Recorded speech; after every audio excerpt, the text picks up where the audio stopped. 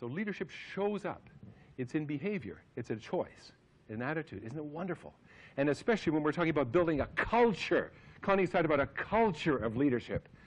We see a culture of leadership, one where it just rises up out of the organization. Look at people at WestJet. I don't work for WestJet. I am WestJet. And it's not just because they hold stock options. It's because they have a voice. They have a voice in the company, that they are significant. So that leads me to this question. What does everybody want? If we want to capture everyone in the heart, we have to know what they want. And I remember an interview with Oprah Winfrey, Larry King. Think about her life. We think, oh, Oprah, she's rich. Oprah's a billionaire. Where did she come from? The Deep South, where there was woman and nothing, or rather man and nothing.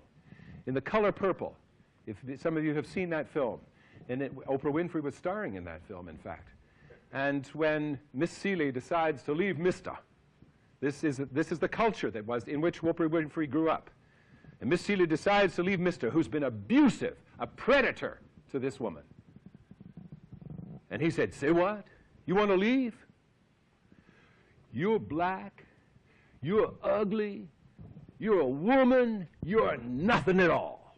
That's the culture in which Oprah Winfrey grew up. Oprah Winfrey, who was raped by family members at the age of 10.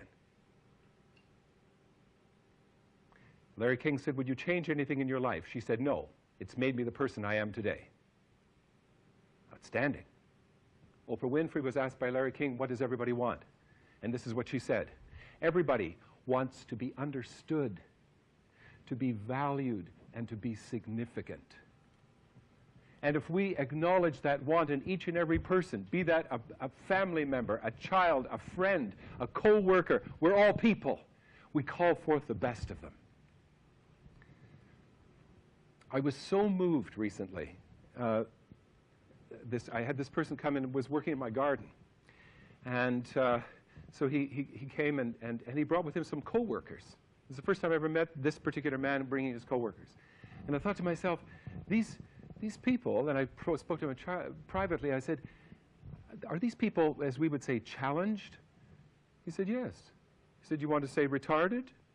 Yes, they are. And I said, well, tell me about that. He said, I have 13 people working with me. You see that man out there?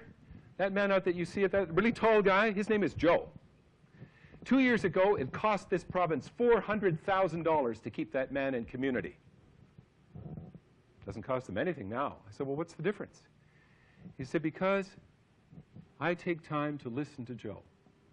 I take time to pay attention to him. So, Joe, you seem irritated. What's going on?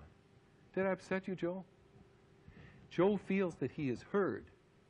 Therefore, he listens to me. That's what this man said. And isn't it so in any organization? When we see passive-aggressive behavior, I believe it's because people think, who cares? Nobody listens anyway. I'm insignificant in this process. I have no value in this relationship. When we stop to listen to someone, we acknowledge in them their uniqueness, their quest to be significant, to be valued, to be honored, to stop. Stephen Covey said, most people listen not to understand, but only to reply, which means that they're either speaking or preparing to speak, all the while filtering through their own paradigm what the other person is saying and reading their autobiography onto somebody else's life. Is that true? So when we actually have a habit to listen, what is the effect of that? Just to stop, and not to solve anybody's problems, but just to stop, pause, pay attention, be present. How wonderful that is. What a message it sends. And it's not a matter of quantity, but a matter of quality.